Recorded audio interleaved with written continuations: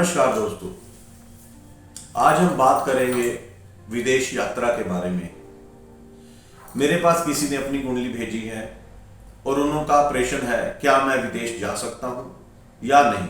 अगर जा सकता हूं तो मुझे बताया जाए कि विदेश जाऊंगा या नहीं। आज मैं उनकी कुंडली का भी विश्लेषण बताऊंगा, साथ में ग्रहों की स्थिति भी बताऊंगा।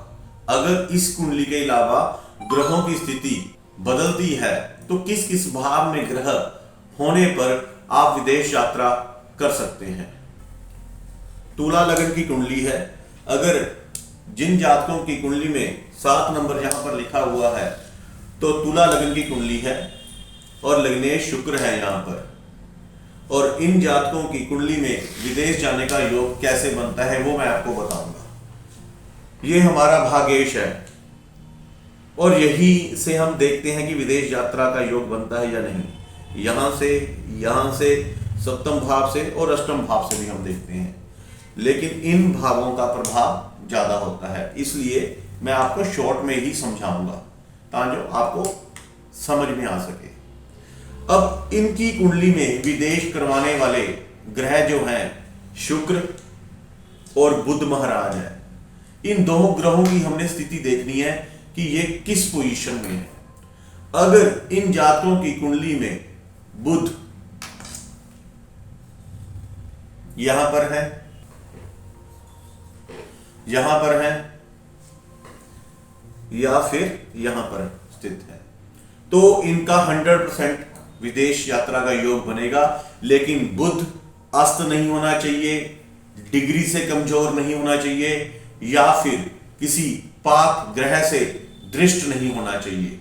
तो इन जातकों की कुंडली में 100% विदेश का योग बनेगा। अब दूसरा देखें स्थिति। शुक्र की हमने स्थिति जाननी बहुत जरूरी है।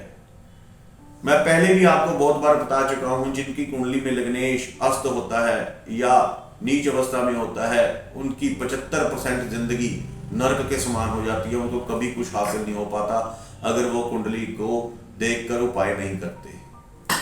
अब शुक्र की स्थिति देखनी है। अगर शुक्र यहां पर है, बुध के साथ यहां पर है, यहां पर है, यहां पर शुक्र नीच अवस्था में हो जाएगा। लेकिन 12वें हाउस में काल पुरुष की कुंडली में शुक्र उच्च का भी माना जाता है। इसलिए यहां पर बुध उच्च का है और शुक्र यहां पर होगा तो नीच भंग भी हो जाएगा। ऐसी स्थिति होने पर दोस्तों व्यक्ति 100% विदेश यात्रा करेगा।